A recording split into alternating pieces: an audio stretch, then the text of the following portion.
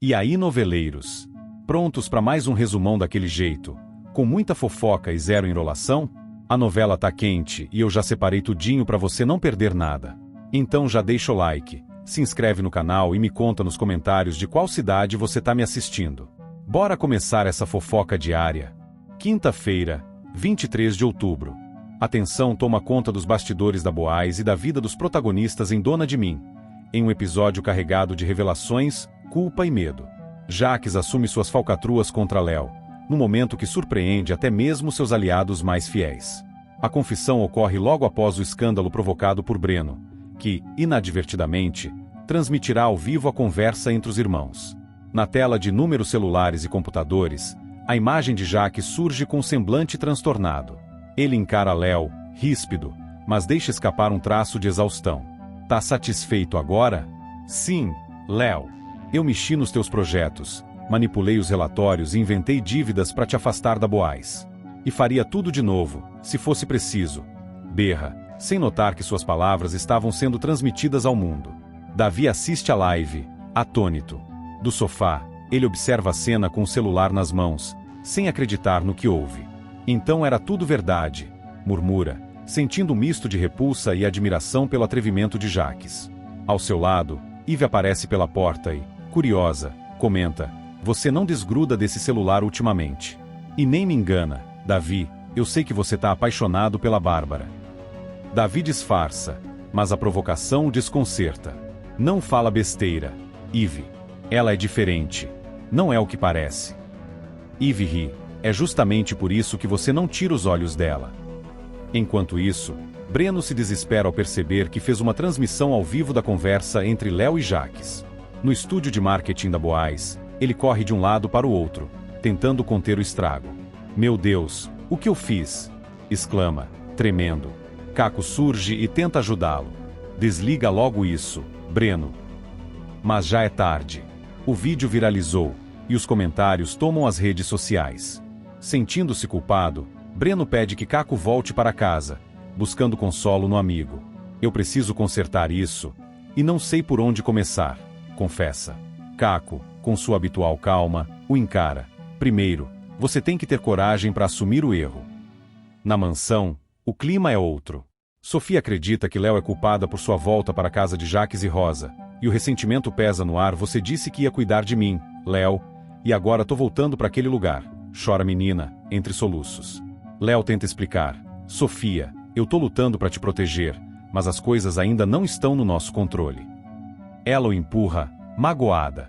"Você prometeu." A dor nos olhos de Léo revela o quanto a situação o fere. Enquanto isso, Samuel confronta Jaques pela morte de Abel, incapaz de conter o rancor que carrega desde o trágico episódio. "Você acha que eu esqueci o que você fez, Jaques? O Abel morreu por sua causa", grita, invadindo o escritório da Boaz.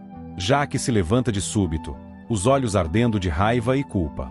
"Cuidado com o que você fala, Samuel. Não tem prova nenhuma." Samuel avança. "Mas você sabe o que fez. E um dia, tudo vem à tona." O confronto é intenso, e Filipa presencia a cena, impressionada com o descontrole do cunhado. "Parem, pelo amor de Deus", implora ela, mas os dois continuam se enfrentando até Samuel deixar o local, furioso. Naquela mesma noite, o próprio Jaques tem um pesadelo com Abel.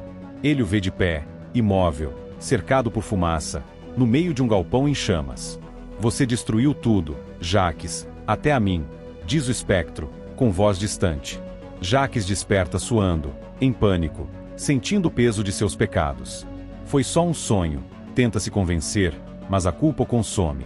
Enquanto isso, Bárbara afirma a Romano que deseja participar do esquema de Heidegger, mergulhando ainda mais fundo no submundo que a cerca.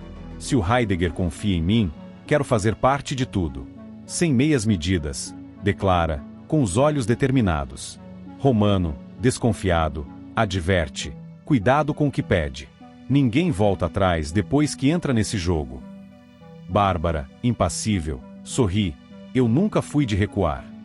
Em outro canto da trama, Danilo se incomoda com a forma como Jaques fala de Filipa para Ricardo, que escuta tudo com aquele ar cínico habitual. "Ela é só mais uma que pensa que pode me mudar", diz Jaques, debochado. Danilo encara, firme: Você devia ter vergonha, Jaques. Filipa é uma mulher de verdade, e você trata como troféu. Ricardo interrompe, tentando amenizar, mas a tensão entre os dois é palpável. Jaques apenas ri, provocando: não se preocupe tanto, Danilo. Esse tipo de mulher não se apaixona por meninos. Mais tarde, Ive aconselha Davi sobre Bárbara, retomando o assunto que o amigo tenta evitar. Escuta, Davi, eu sei que você tem um bom coração, mas essa mulher é fogo. E o Romano, ele não é de brincar. Davi responde: sério, eu não tô brincando. Só quero entender o que ela procura. Ive suspira, então se prepara para se queimar. Na Boaz, Paula alerta Léo sobre o estado de Sofia, que anda retraída e confusa. Ela não tá bem, Léo. Essa mudança de casa, essa guerra entre vocês, tudo isso tá mexendo com a cabeça da menina. Léo se sente culpado e promete resolver tudo. Eu vou fazer o possível para tirar ela de lá, Paula. Nem que eu tenha que enfrentar o Jaques de novo. Enquanto as emoções se embaralham, Ricardo procura Samuel e sugere que ele acione Jaques sobre as peças de Mianmar para não prejudicar a Boaz. Se você for esperto, Samuel vai cobrar dele uma posição. A empresa tá em risco. Samuel, desconfiado, pergunta: por que o interesse repentino em ajudar? Ricardo sorri de canto. Digamos que eu não gosto de ver um império ruir, ainda mais quando posso tirar proveito disso. Samuel percebe a manipulação, mas também entende o peso da situação. As peças de Mianmar, importadas ilegalmente, podem se tornar o novo escândalo a atingir a Boaz, e talvez o estupim para derrubar Jaques de vez. O episódio segue entre reviravoltas e dilemas. Léo tenta lidar com a culpa de ter exposto o irmão, sem imaginar que a verdade dita às pressas seria tão destrutiva. Jaques, assombrado pelos próprios crimes, começa a perder o controle, e sua imagem pública começa a ruir. Filipa, cada vez mais dividida, sente medo do homem que ama e percebe que o abismo entre eles só aumenta. Samuel, por sua vez, sente que está prestes a descobrir a verdade completa sobre a morte de Abel, um mistério que começa a se desfazer diante dos olhos de todos. O clima de guerra entre os irmãos se mistura à tensão nos bastidores da Boaz. As linhas entre certo e errado se apagam, e cada personagem luta para sobreviver em meio às consequências das próprias escolhas. E acabou o resumão de hoje. Se a novela tá boa, imagina o resumão de amanhã. Então se inscreve aí e vamos fofocar juntinhos no próximo vídeo, porque aqui a gente vive de resumo, emoção e um pouquinho de confusão.